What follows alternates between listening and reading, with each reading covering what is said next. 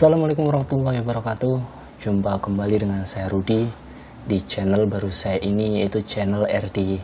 Pada kesempatan kali ini seperti biasa saya akan membawakan sebuah kisah misteri yang tentunya semoga dapat menghibur kalian semua yang berada di sana. Dan seperti biasa, yuk daripada kita lama-lama langsung saja kita masuk ke dalam ceritanya. Bismillahirrahmanirrahim. Sebut saja namaku Wiwi. Dan saat ini aku telah berusia 57 tahun. Di usia yang terbilang sudah cukup senja ini, aku sudah banyak memakan asam garam kehidupan. Begitupun dengan dunia hitam yang pernah ku jalani.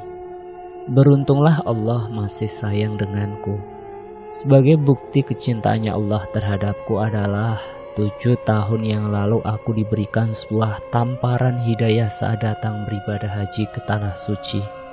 Mungkin menurut kalian terlambat untukku mendapatkan hidayah, tapi aku percaya tidak ada kata terlambat untuk bertaubat. Awal kisah, aku bersyukur diberi paras cantik dan tubuh indah oleh Allah SWT. Tak hayal sejak duduk di bangku SMP kelas 3, banyak sekali lelaki dewasa yang sampai mendatangi rumahku untuk mengajakku sekedar berkencan, bahkan sampai ada pula yang datang langsung untuk melamarku. Kala itu di antara banyak lelaki yang mendekati, aku dengan cepat menjatuhkan pilihanku kepada Kang Burhan.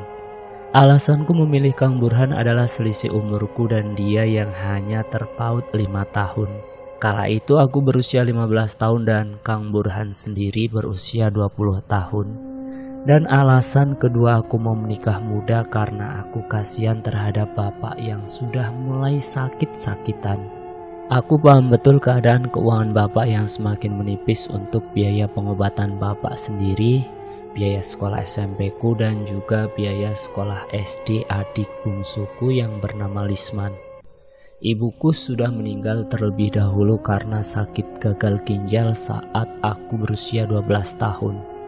Dan selama itu pula aku serta adikku hanya diurus seorang diri oleh bapak saja. Setelah tak mau terus-menerus membebani bapak, jadi aku mengambil sebuah langkah besar dalam hidupku. Setelah lulus SMP, aku dan Kang Burhan langsung mengadakan pernikahan yang hanya dihadiri oleh kedua pihak keluarga. Singkat cerita, setelah melewati masa 1 tahun pernikahan, aku dan Kang Burhan diberikan anugerah seorang buah hati perempuan yang kuberi nama Khotimah. Namun entah mengapa saat kehadiran anak pertama, perlakuan Kang Burhan berubah 180 derajat. Kang Burhan selalu marah-marah ketika Imah, anak kita, terbangun di malam hari dan merengek-rengek karena meminta susu. Tak hanya sampai di situ, Kang Burhan seperti tak peduli dengan kehadiran buah hatinya sendiri. Bahkan ia sampai jarang pulang dengan alasan terganggu karena suara rengkehan Imah. Mungkin karena saat itu aku yang masih amat belia dan juga Kang Burhan yang belum bisa berpikiran dewasa, kami hampir setiap hari beradu mulut. Dari mulai permasalahan keuangan, sampai dengan perlakuan tak menyenangkan dari pihak keluarga Kang Burhan yang selalu saja ikut campur dalam biduk rumah tanggaku. Akhirnya aku dan Kang Burhan memutuskan untuk berpisah.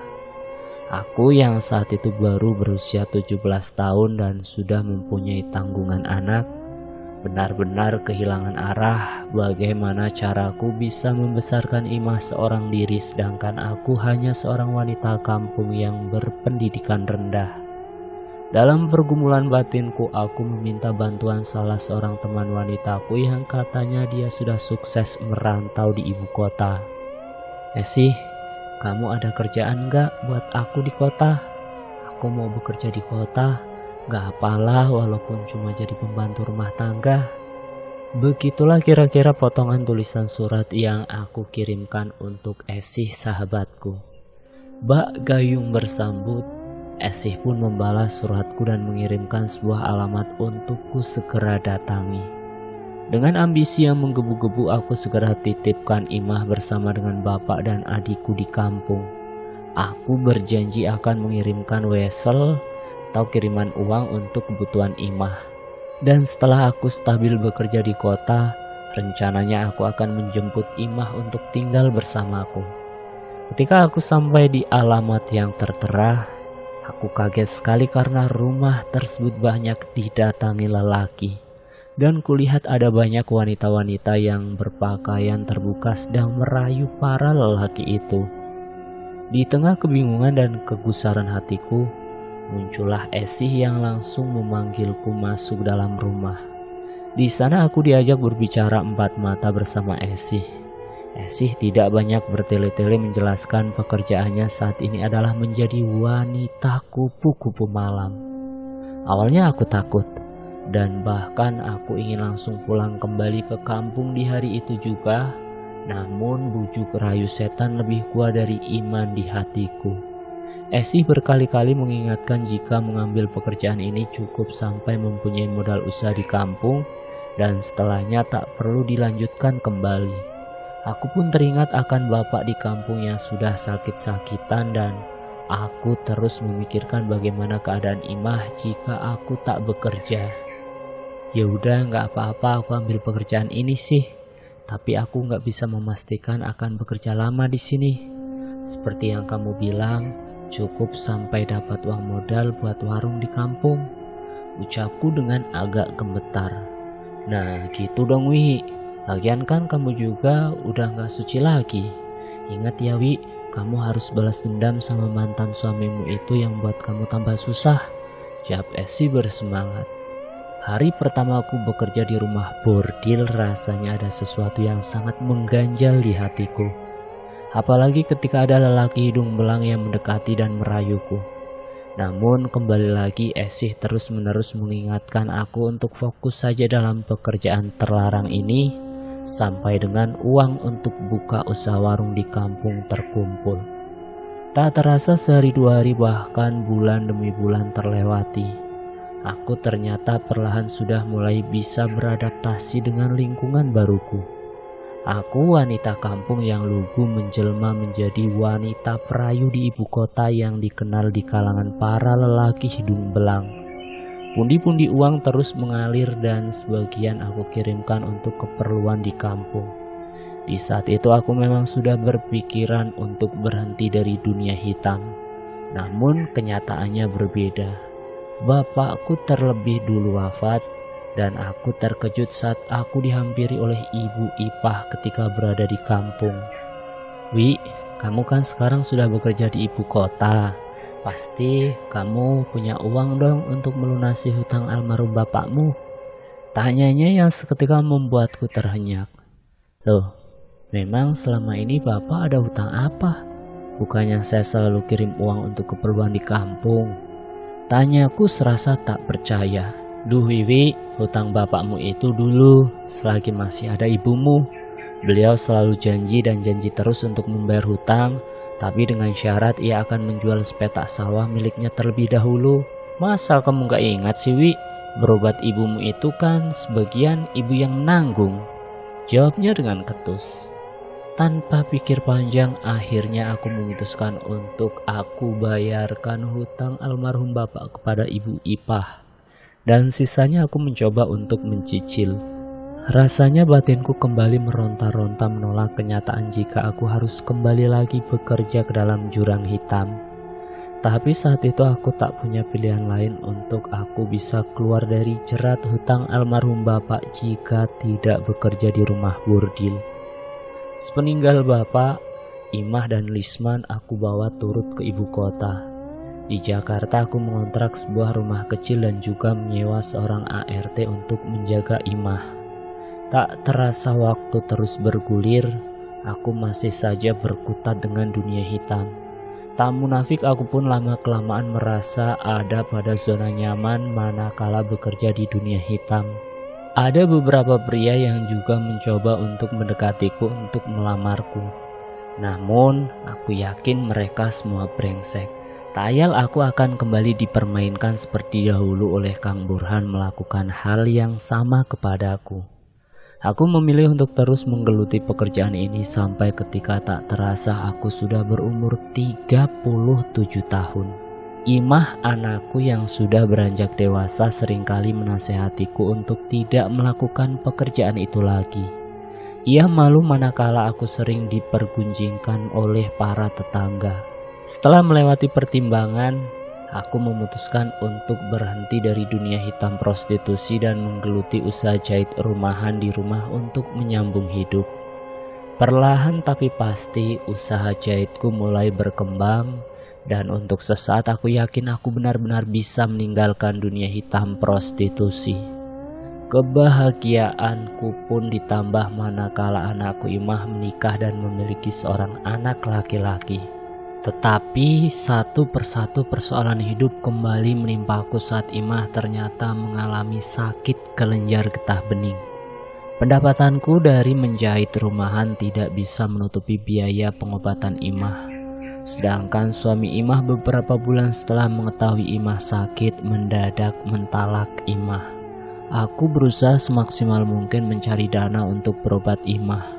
Dari mulai hutang pinjaman sampai dengan barang-barang di rumahku perlahan habis dijual, namun hasilnya Imah masih saja sakit-sakitan. Dalam keadaan terdesak aku mengingat kembali untuk ke rumah bordil. Bagiku mungkin itu adalah cara tercepat agar aku meraup pundi-pundi uang dengan mudah. Sih, apa kira-kira aku masih laku jika bersaing di tempat ini? Tanyaku kepada Esi yang masih berkecimpung di dunia prostitusi. Dwi, kamu sama aku ini udah berumur, ya pasti mestinya sudah tua juga. Gini saja, kamu lebih baik ikut seperti aku aja, menjadi seorang mami-mami. Uangnya pun sama besarnya kok, pasti cukup untuk biaya pengobatan anakmu Imah, jawab Esi santai sambil menyulut sebatang rokoknya. Aku pun kemudian setuju dengan saran Esi. Aku berpikir dengan cara seperti itu aku bisa menyembunyikan usaha sampinganku di dunia prostitusi kepada anakku dan juga para tetangga lainnya, serta aku masih bisa melakukan pekerjaan utamaku sebagai penjahit rumahan. Dengan sigap aku langsung menghubungi para kerabat yang ada di kampung untuk menawarkan anak gadis mereka bekerja dengan uang yang berlimpah. Tak hayal dengan mudah aku bisa mengajak 8 orang gadis kampung sekaligus saat pertama kali aku mencoba menjadi mami kerno. Aku dengan tega menipu mereka dan menjebak mereka untuk bekerja sebagai kupu-kupu malam. Seakan mata hatiku sudah buta dengan tangis mereka, aku justru memaksa mereka untuk bersikap ramah dan selalu tersenyum melayani lelaki hidung belang. Uang hasil dari menjadi mami kermo aku pakai untuk biaya pengobatan anakku Imah sampai ia sembuh dan juga membiayai keperluan cucuku. Serta sebagiannya aku pergunakan untuk berbisnis butik pakaian di luar dari usaha jahit rumahan yang selama ini aku geluti. Tahun 2010 adalah titik balikku untuk berhijrah. Tepat di tahun itu aku memutuskan untuk sama sekali tidak mau berkecimpung di dunia prostitusi. Alasannya sendiri karena anakku Imah yang selalu memaksaku untuk berhenti.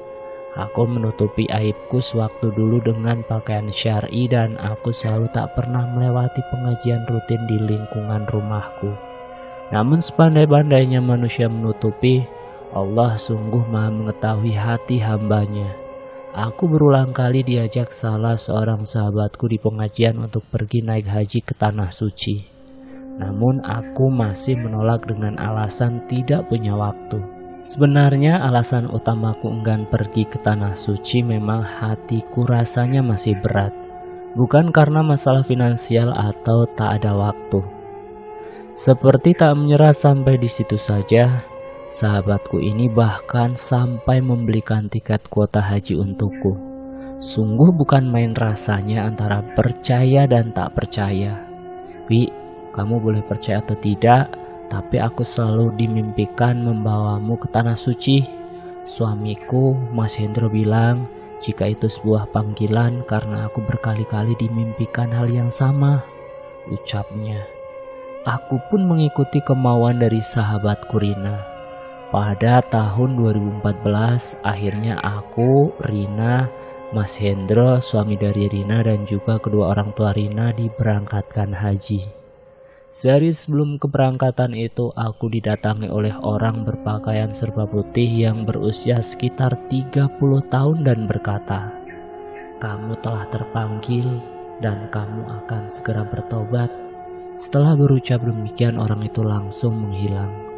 Aku berpikir jika mungkin saja aku terlalu kepikiran hingga berhalusinasi.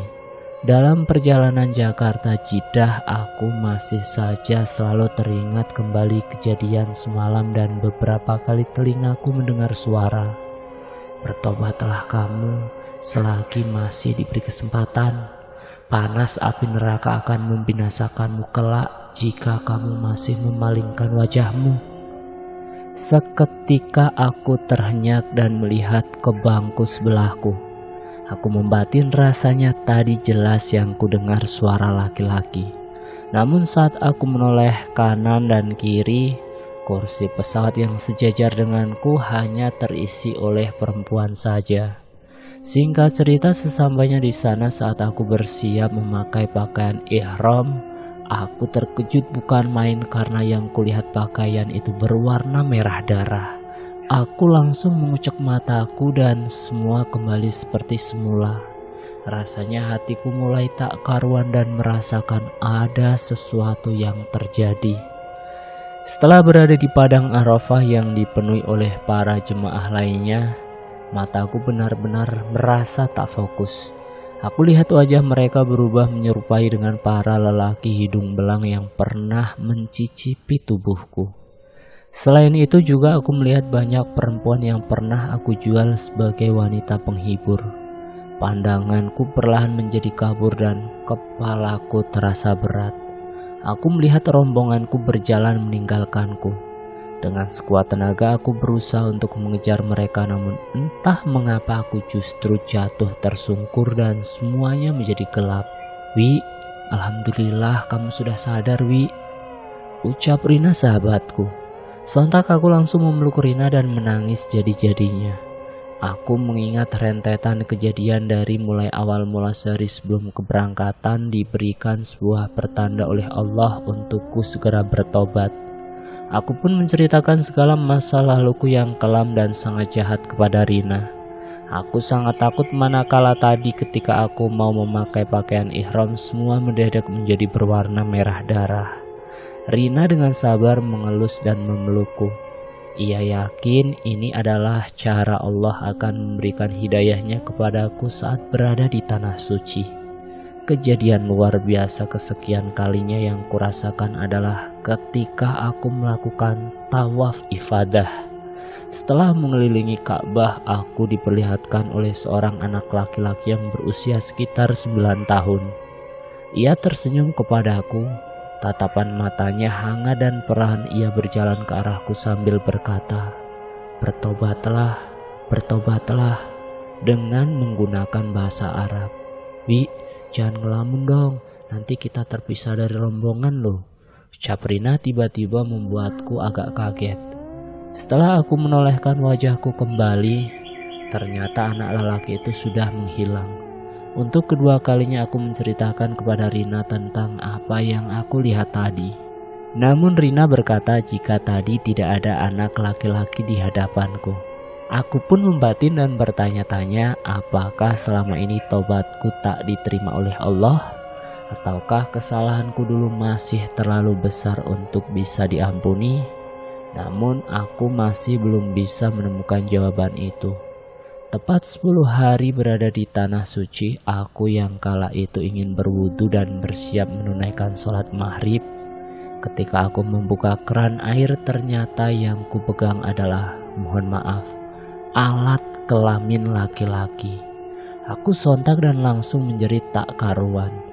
Aku kemudian dihampiri oleh seorang ibu-ibu yang entah dari mana kemudian berkata, "Sewaktu dulu kamu pernah melakukan kemaksiatan. Saat ini segeralah bertobat selagi masih diberi kesempatan. Allah Maha mengetahui hati tiap umat-umatnya, bahkan jumlah helaian rambut pun Allah mengetahui dengan pasti," ucapnya sambil tersenyum dan kemudian berlalu pergi.